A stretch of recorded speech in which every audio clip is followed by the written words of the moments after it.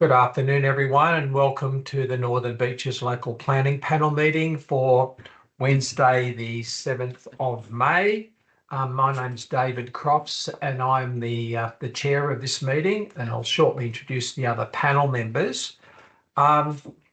Just before I start the formal part of the meeting, I'll just provide those of you who aren't familiar with the panel just with a quick rundown of who we are and what we do and why we exist. Basically, back in 2018, the state government made local planning panels mandatory for all Sydney councils as well as Wollongong Council. The panels aim to provide an increased level of accountability and ensure independent oversight leads to better planning outcomes. And someone's got their microphone on. Can they turn it off, please? The background, because we're picking up background noise. I'm not sure who that is. Ed? Yeah, there we go. Right, done. Okay, thank you. As I was saying, the panels aim to provide an increased level of accountability and ensure independent oversight leads to better planning outcomes, particularly with developments that are controversial or sensitive or involving a potential or real conflict of interest for council. So the functions of the panel are to provide an independent forum for interested people and groups to hear and make submissions about development proposals. And this meeting is an example of that. The panel is to consider and determine development applications for modifications of a development consent and reviews of applications. We also make recommendations to council on planning proposals and any other development matter that may have to be referred to the panel. I might mention that we do have the power to determine applications, as I mentioned earlier, which means that we can approve them, we can refuse them, and we can defer them for further consideration, for example, after we've gained further information. And when we approve a development, we can grant a consent subject to certain conditions, which may or may not be those that have been recommended to us by council. Each panel meeting has 4 members, a chairperson, myself, who's an independent expert, a committee member, and 2 independent expert members. The expert members have expertise in urban design, planning, or some other related field. Their appointment follows a selection process that's been undertaken by the state government. The community members are representatives of the local community, but are not necessarily an expert in a particular field, and they don't represent a particular community group. So they represent the community as a whole. We are bound by a code of conduct and some operational guidelines, and details of those can be found on council's website or on the State Government Planning Department's website. Prior to each meeting, panel members must sign a declaration in disclosing whether or not they've got a conflict of interest in relation to any matter relating to the meeting. So that's a quick outline of what we do. After this public meeting, we will go into camera, that is a closed session, and we'll make a determination on the matters that are before us today. With the public meeting, it's an opportunity for you to make oral submissions. It's not an opportunity for debate between the applicant and the objectors, or between the panel members and those making presentations. The panel, however, will ask questions and seek clarifications after presentations have been completed. We, as panel members, have had access to the council report, which you would have seen on council's website, which makes recommendations to us and provides an assessment of each application. We also have access to all submissions that have been submitted to council as part of the application process. We also have the background information that's been submitted by the applicant, and we've considered those matters. We've also, where possible, conducted a site inspection in person, and those site inspections have been undertaken from within the public realm rather than private property. And where unable to do that, we do the inspections virtually. That's pretty well it in terms of a background to the panel. When you're making your presentations today, can you keep them down to 3 minutes maximum? That gives everyone a fair go, gives everyone an opportunity. You don't need to reread your submissions. We've already read those. My advice to you is to focus on those points you think are most important so that message comes through to the panel in a crystal clear way. So with that by way of background, I'd now like to commence the formal part of the meeting. Firstly, an acknowledgement of country. As a sign of respect, the Northern Beaches Local Planning Panel acknowledges the traditional custodians of the lands upon which we gather and pays respect to elders past, present and emerging. The panel members we have present at today's meeting is myself, David Crofts, I'm the chair, Deborah Laidlaw, who's an expert member who's just waved to you on the screen, Sue Weatherly, who's an expert member, and Frank Bush, who's a community representative. In terms of declarations of interest, we've had those forms, as I mentioned, signed by all the members and have been lodged with council. However, in the case of the first item, Frank Bush, who's the community representative, he was present when the matter was last considered by the panel and the application at that stage refused. There's since been another DA lodged, but for a similar proposal. Out of caution, Frank has decided that he will not participate in the discussion of this item. So he hasn't been part of any briefing from council officers. He will not be participating in the public session that's on at the moment, and he will not be participating in the deliberation afterwards. So he's excluded from this item. I thank him for declaring that interest. I have received no apologies for the meeting. Is that correct, Livia? No other apologies? No other apologies. Okay, thank you. The meeting of the last panel meeting, which was on the 2nd of April, has been uploaded onto council's website, and this panel notes that this has occurred and that they were adopted by the chairperson of that meeting, who just happens to be myself. So that brings us to the first item of today's meeting, which is item 4.1, DA 2024/1376 to Corlina Road, Eleanor Heights, the subdivision of one lot into two, including demolition works, a new driveway and a carport. This item has been referred to the panel because it's a subject of 10 or more unique submissions by way of objection. I have a number of speakers to that item and also the applicants present who will be available to provide information after the objectors have spoken. So the normal process I follow is I ask the objectors to make their presentations, the applicant to make their presentation and potentially enter the response, and then I open up to panel members for any questions or queries they may have. So on the list I have, the first person I have listed is Tim Kirby. Tim, I can see you're online. Your microphone's currently off and your video's off. I'm not sure whether you wish to be shown on screen or whether you're just on a phone. So if you're ready and able, we're in your hands. Okay, I've actually got you coming up twice on my... Oh, it's another Tim, I apologise. So, yep, we're in your hands, Tim.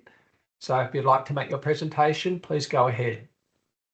Thank you. Thank you for the opportunity to address the panel to express our concerns regarding this proposed subdivision.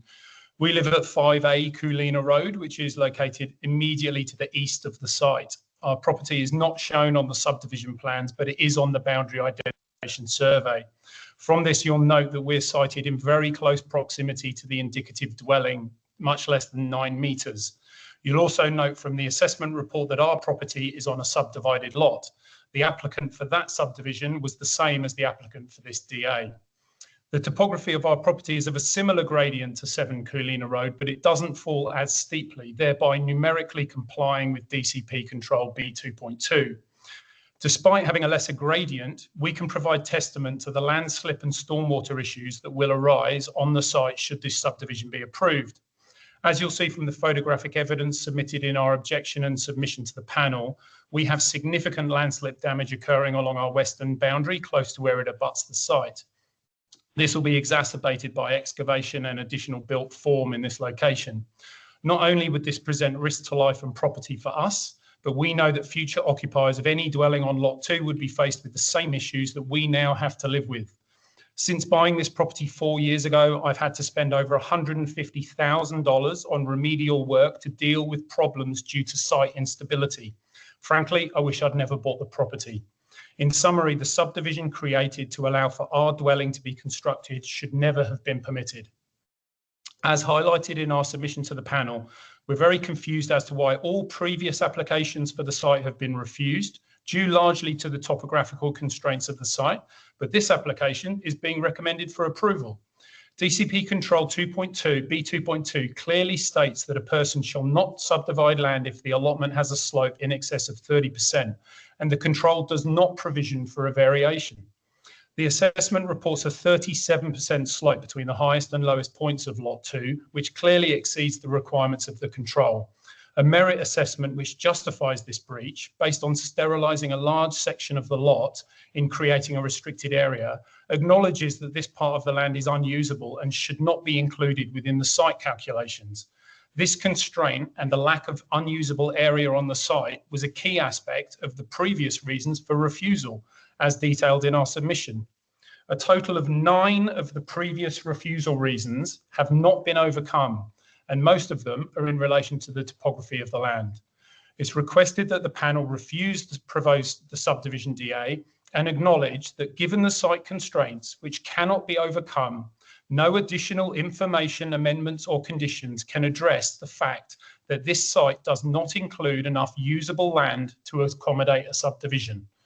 Should you have any questions, please can they be limited to my capacity as an owner, and any technical planning matters, please make reference to our submissions. Thank you. Okay, thank you very much, Tim. The next speaker I have is Mona Zandanju. I hope I pronounced that correctly. Are you online? I don't see you.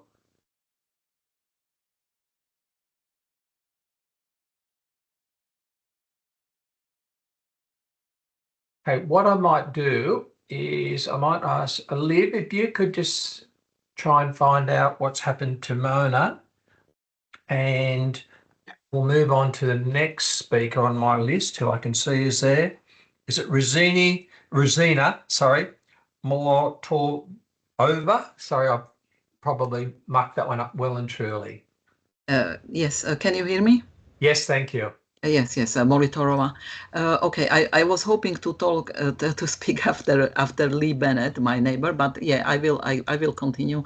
I would like to express my strong opposition to the proposed development at 7 Coolina Road.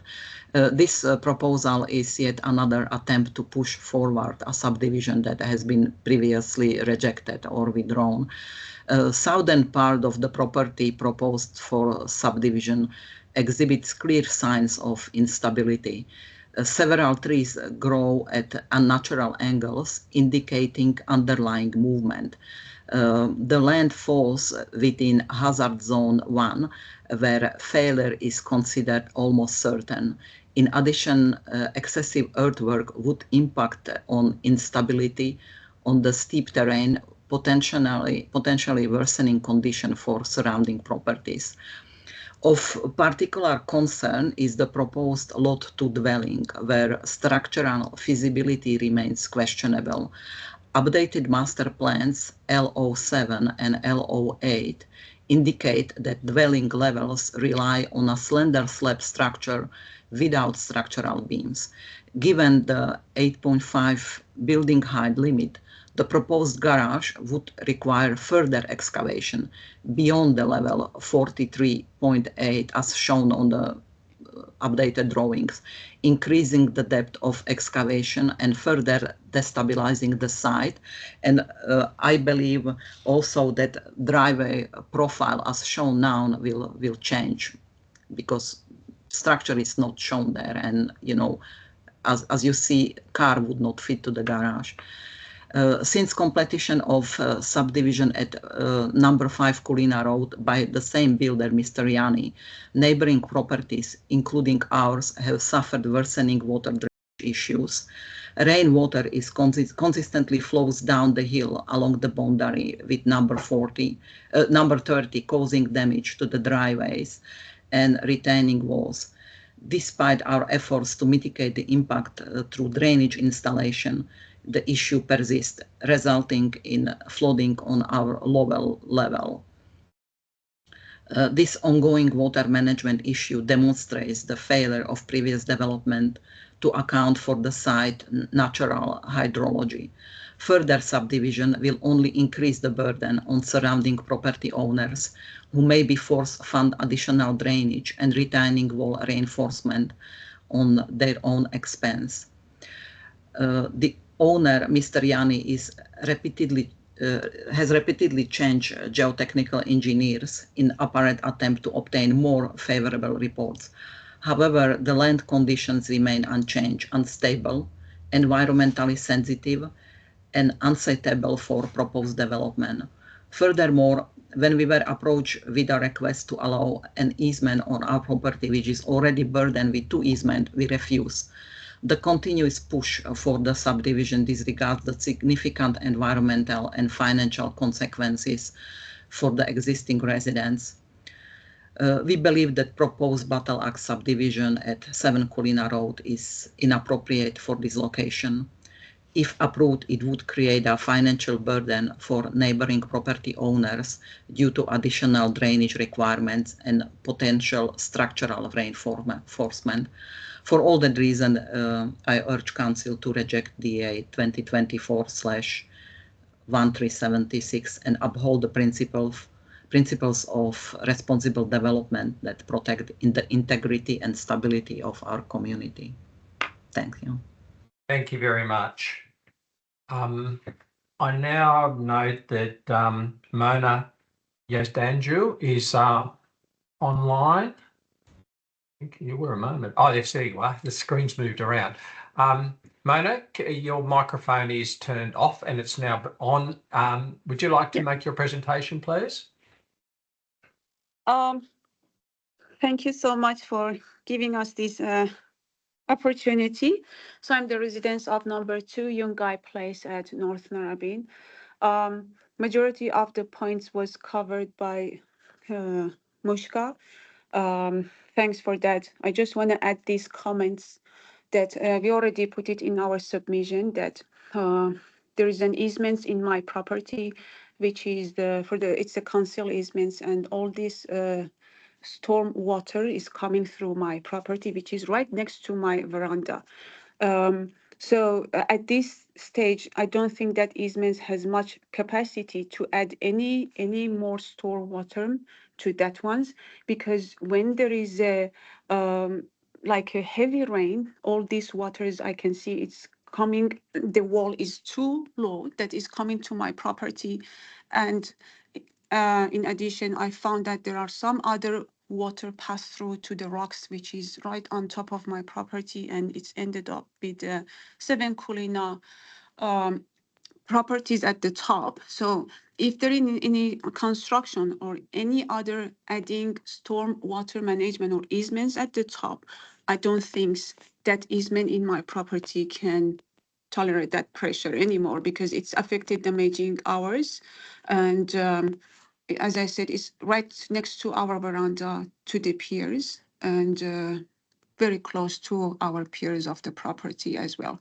So that is what's I want to discuss this today and raise this concern again. We have provided all these images and the photos in our submissions as extra evidence to support our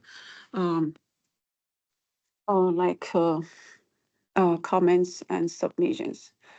Thank you so much. And as Mushka just pointed out, we believe that constructions would not be something for the properties which is in Yungay Place, because in the future it will affected us to an extent that we're not sure, to be honest, what would be happening. So that's all from my end. Just Okay. make it simple. No problems. Thanks very much, Maya. No worries. The next speaker I have is Lee Bennett. I can see you're online, Lee. Your microphone is off. And Mona, can I suggest you turn your microphone off, Sure. please? Just it Yep. stops background noise. Thank you. Bring your hands, Lee. Yep. Well, thank you for giving me the opportunity to address the panel. I own 30 Tatiara Crescent, North Narrabeen, which is located directly below the subject site. I strongly oppose this development application on the following grounds. First, geotechnical and hazard and site instability. The rear of the proposed site sits above a steep vegetated cliff bordering my property with significant sandstone undercutting, cliff overhangs and visible cracking. I've had small boulders slide onto my land. Recently, a large tree growing at an extreme angle collapsed onto my stairs, blocking access and causing damage. If anyone had been there, it would have resulted in serious injury or death. The Pittwater LEP classifies this site as H1, geotechnical hazard, meaning a landslip is possible, likely, or almost certain. The site survey confirms a slope between 9 and 30 degrees. Nearby properties, including 46 Tatiara Crescent and homes on Nareen Parade, have already suffered landslips, with some still awaiting remediation today. Second, stormwater and drainage issues. There are existing drainage issues. The easement for 5A Kalina runs through my property and was built by the same developer proposing to subdivide on 7 Kalina. The constructed stormwater pipes and pit were never secured.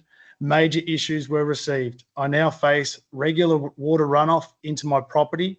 I've had to stop using under-house storage due to water damage.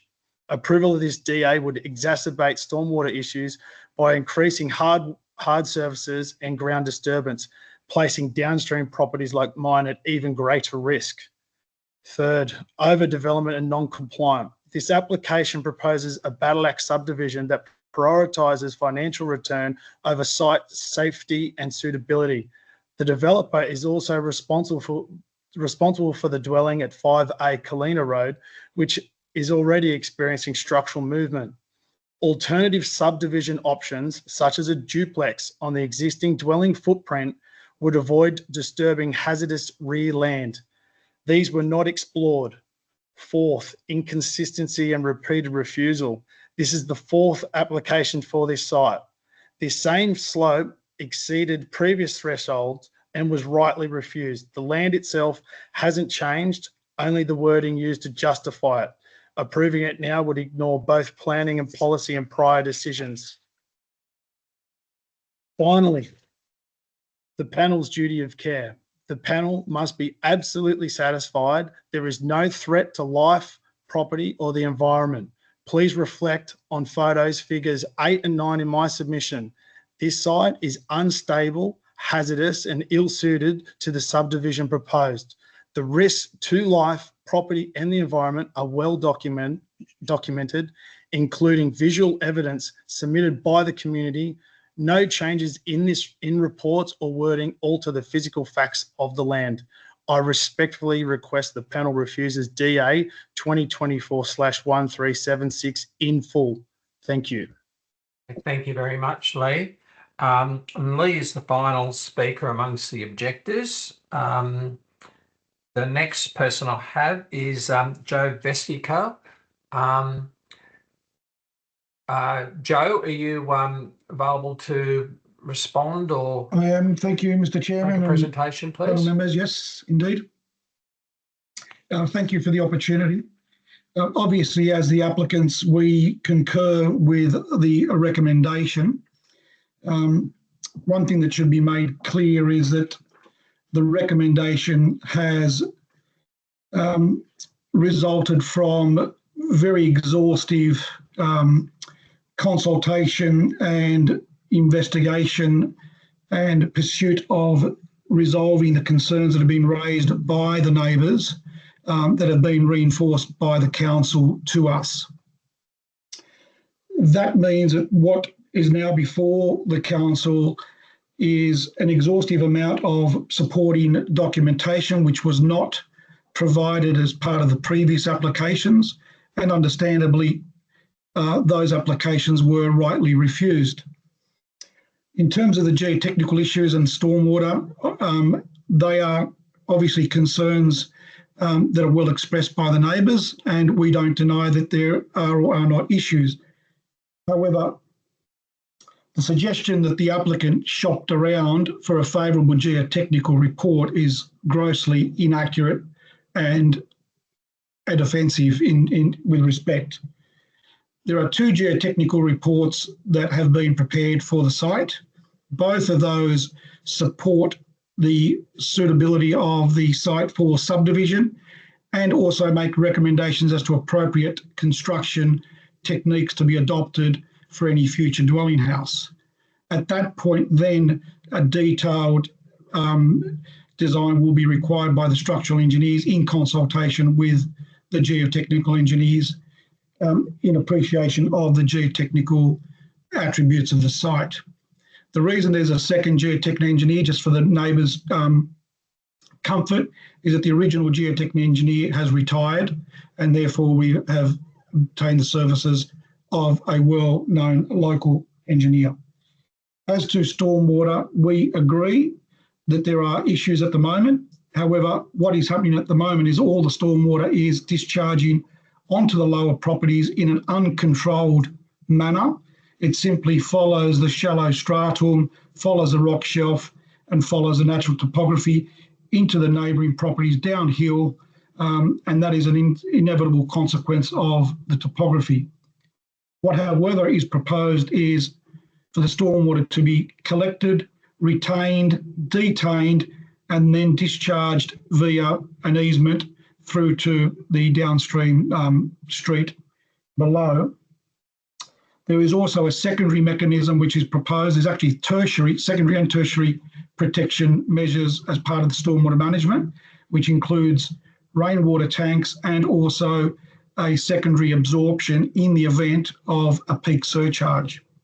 So the reason this application has taken 6 months is because all of these issues have been pressed and pressed and pressed by the council, and appropriately so.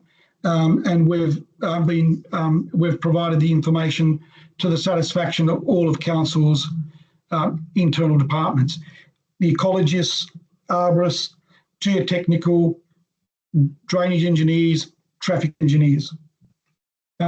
As for the suggestion that the proposal does not comply, one thing that I want to actually correct for the record, the proposal does not comply with the 30% gradient control. It does comply. There is a localised rock on part of rear lot 2 which exaggerates part of the calculation. That is a rock which has an area of about 12 square metres. The DCP requires a gradient to be calculated from the highest point to the lowest point of the site. We've had our engineer specifically deal with this issue, and the gradient in terms of compliance or assessment under the DCP is 27%. In addition, it complies with the grade when measured along the eastern boundary at 21%, and it also complies as a diagonal crossfall from the northeast to the southwest at 28%. So for the record, the application complies with the site gradient control.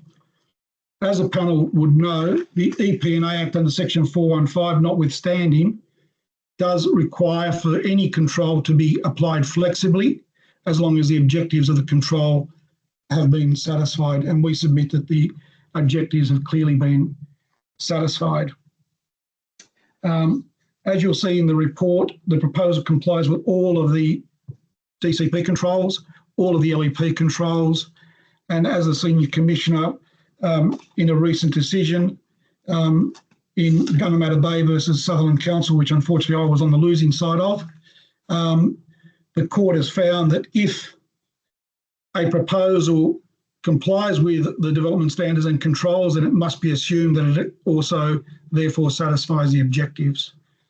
I believe that subject to the conditions that have been recommended, I believe that the site can be developed for a single dwelling house, and that the further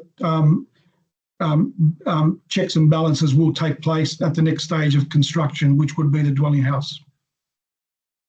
I think I've addressed everything unless the panel has any questions of me. Panel members, thank you very much, Joe. Panel members, do you have any questions at all? I just had one, which was Hey, Deborah. Yes. Sorry, Deborah Ladle.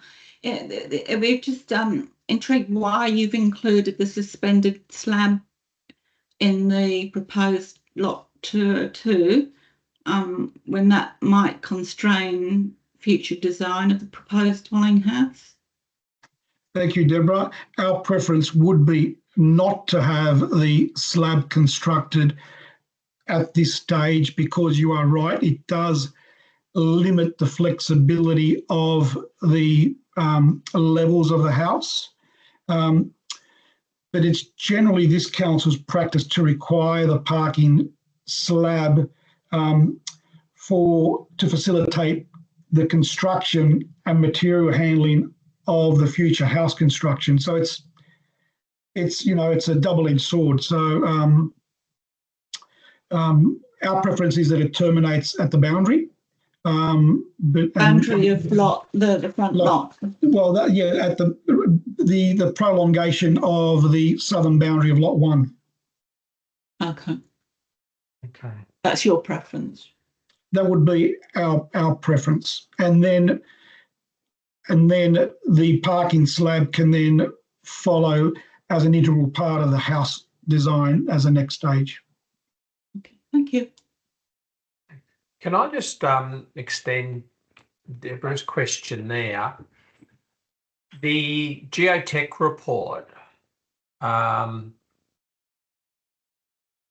doesn't seem to explore that suspended slab that the driveway and car accommodation for the proposed dwelling is on. Is that correct? It refers in great detail to the carport with the existing dwelling and the driveway, but not that suspended slab and its foundations, etc. The geotech engineers based their report on this set of plans. So I'm not sure whether they actually referenced the plan numbers or whether it was in a subsequent addendum to the report, because there was a further addendum where I've asked them to specifically respond to the concerns that were raised by neighbours. So there was an addendum that addressed the specific neighbour concerns. Okay, no problems. No, I've just identified the addendum report. I'll just have a closer look at that, and that may well answer my query. Yes, because in the main report they certainly reference the plans, but they don't reference the detail in the actual text. So we'll have a closer look at that when we're moving toward determination. Any other questions from panel members of any of the speakers? No. Okay. Sorry. Sorry. Yes. Sorry, Sue. David. Missed that one. Sorry, Sue. I missed the hand. Yeah. I couldn't find the unmute button. I don't know. I've been doing this for a long time, and I still struggle with the unmute button. Are you trying to mute me, Sue? Yeah, I was trying to mute you. I think that might be more appropriate. So I did have a question about the drainage, because I think this is a critical issue for impact on the neighbours. At the subdivision stage, what stormwater drainage works will be constructed as part of this, as opposed to what will be constructed as part of any future dwelling house on the new lot? So there's what the engineer has called a rain garden. So there's a 12 square metre rain garden, which basically, everything from the existing house gets collected into a series of pits and pipes into a graded pit, and then it discharges. So it collects everything from the existing house and your new driveway into a series of pits and also a rain, and then it discharges them through an easement. Then there's also a rainwater garden, which then deals with any surcharge that may bypass that easement. So that's the interim measure to deal with the existing site. Then as part of the second stage, then there's a 48,000 litre on-site detention tank as well as a 3,000 litre rainwater tank that's used for irrigation and toilets. Sorry, but is that for the second dwelling, then the dwelling Yes. at the rear lot? Yes. And so that gets constructed only when the new house is constructed. Is that correct? Is that what you're saying? Correct. Thank you. So in the interim, It only deals with the front house. it'll deal with the front house and the driveway, because obviously it depends on the design of the second house as to where the size of the tank required, as well as the location of the tank. And the purpose of the detention tank, of course, is to the benefit of the objective is to hold the water and release it more slowly, so it doesn't release in one great swell swoop across their land. Yeah. Okay. Thank you. Sorry, just to clarify, the existing house, is that currently connected to drainage within the easement? No, that's what I was saying before, Deb, was that at the moment, everything just discharges onto the ground and follows the natural rock form onto the adjoining properties. So you're saying that it's part of the stage one works that you would connect that house to the easement as well as which would actually theoretically improve the situation. It would create an immediate improvement to the downstream properties. Okay. Okay, thank you. No other questions, panel members? Okay, I'd like to close this item, but can I also thank all of the presenters, both objector and applicant, for being very articulate and also for being very, very concise with your presentations. But thank you very much for that. So I'll now move on to item, just to bring you up to speed. The panel itself will be discussing this matter in closed session after the closure of the public meeting, and then we'll make a determination on the matter, and that will be available publicly in a few days' time once council completes a number of procedural things it must do in finalising the matter. So once again, thank you very much, and I'll move on to item 4.2.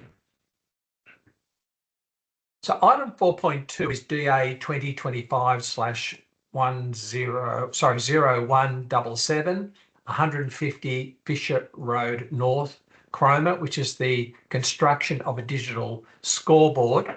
The reason why this item has come to the panel is because of a conflict of interest in that council is the landowner. That I have no speakers registered against this item. Is that correct? Thank you, Liv. Yes, that's correct. Okay, so I guess we've got this item on the agenda just as a matter of public record, unless any of the panel members want to say something publicly in relation to the matter. I'll close this item and then move on to the next one.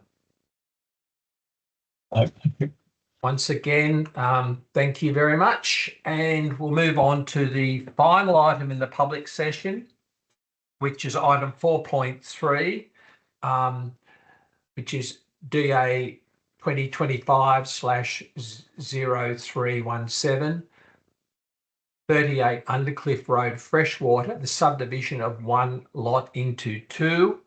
I have no objectors registered to speak. However, I do have the owner and a planner on behalf of the applicant present. So the applicant, the owner applicant is Edward Eve, and Greg Boston is the planner representative. So I'll open up probably, unless the applicant wishes to make a presentation, either the applicant's representatives. Otherwise, I will open up for panel members to ask any questions. So, yes, Greg. Yeah, look, I was going to take the lead just in terms of an address to the panel, if that's okay. Sure. Yes, go ahead. So the application is obviously recommended for refusal, and I'm speaking obviously in support of the application as submitted. Just in terms of a little bit of context, the panel would be aware that the recently adopted LMR provisions provides for dual occupancy development as a permissible use in the R2 zone right throughout the Northern Beaches. And in this particular instance, the subject site falls under the Warringah LEP provisions. Now, what's quite unique about Warringah LEP is that dual occupancies have been prohibited since that instrument came into effect. So there are no controls that apply to dual occupancies. In fact, dual occupancies just aren't anticipated in any of the LEP or DCP provisions. If you have a look at page 104 of the agenda item, you'll see just an aerial photograph in terms of the site and its context. You'll be aware that a recent dual occupancy development has been approved by council on the site, and those works are commencing. In relation to this particular street block, you'll see the subject property. The properties on either side of the subject site have got dual occupancy development on them. There's an 8-storey residential flat building further to the west, and then further to the west of that is a 3-storey RFB. And then right down the right, bottom right-hand corner of that photograph in the same street block, you'll see 2 smaller, narrower sites which are occupied by detached dwellings. And those sites are Torrens title and the same configuration as what is before you in the subdivision application today. You'll also note from that image that the subject property does benefit from dual street frontage, which I'll discuss shortly. So notwithstanding that dual occupancy subdivision isn't anticipated in the LEP, the only ability to vary that standard is through clause 4.6, and the appropriate objectives, I guess, are those found under the subdivision controls in the LEP. I'll take you to the clause 4.6 variation request, which is actually attached to your report. You'll see that in terms of the key objective in relation to subdivision, and that's found at the top of page 130. It's to protect residential character by providing for the subdivision of land that results in lots that are consistent with the pattern, size and configuration of existing lots in the locality. Now, I take you to council's assessment in relation to that particular objective, which is found at the top of page 112 in the assessment report, and it says, consideration of the proposed development was given with reference to the lots immediately surrounding the subject site, the visual catchment around the subject site, and the surrounding residential blocks within the R2 zone. And on the basis of that, council's formed the view that we fail that objective in relation to an inconsistency with the pattern, size and configuration of existing lots. What can be distinguished between my analysis in the clause 4.6 and council's is that my primary focus has been on the locality, and you'll see that in relation to the locality extract, which is at page 130 of the clause 4.6, which gives you an overview in relation to the variable lot sizes, configurations and the like within the freshwater locality. That is, the focus hasn't been just on the street block, and I took you to that previously, where there are some consistencies in relation to what's proposed with what's happening in the street block, but certainly on a broader locality-specific basis, we believe that what is proposed before you isn't inconsistent with the pattern size and configuration of existing lots in the locality. In relation to the environmental planning ground, and they can be found on page 133 of the assessment report, which is in the which is the clause 4.6 variation request. What I say is that ground one would be that the double street frontage and the fact that there's an existing approval for a dual occupancy on the site ensures that even in the future, if these sites were developed independently, that there's sufficient efficiencies on the site consistent with what's been approved and constructed just at the other end of the street block to ensure that that the objectives are in fact achieved. Ground two is that in the absence of any controls in relation to subdivision, it's appropriate, I believe, to default to the non-discretionary standards for subdivision of dual occupancy in the LMR area. And there's a table at the bottom of the page there, which goes through each of the non-discretionary standards for subdivision in the LMR. And the proposal is fully compliant. That is, there's a dwelling on each lot. They're more than 6 metres wide. They both have frontage to a public road. They're both well over the 225 square metres, and there's no battle axe allotments configured. And then we just show the proposed plan of subdivision just over page. And then ground three is the consistency in relation to the varied subdivision pattern and built form characteristics in this particular street block. So on that basis, we're asking the panel to consider the 4.6 in more detail than what has been considered in the assessment report. That is to actually have a look at the wording of the objectives in relation to the subdivision control, to have a look at the justification in the clause 4.6 as to why we believe that we are consistent with that particular objective, and then give consideration to the environmental planning grounds in support of the application. And if there was any concern in relation to what controls would reasonably apply to the site, defaulting to the LMR non-discretionary standards where we tick each of the boxes. In fact, we certainly overachieve in relation to those minimum requirements, should give the panel sufficient comfort to support a subdivision of the nature proposed.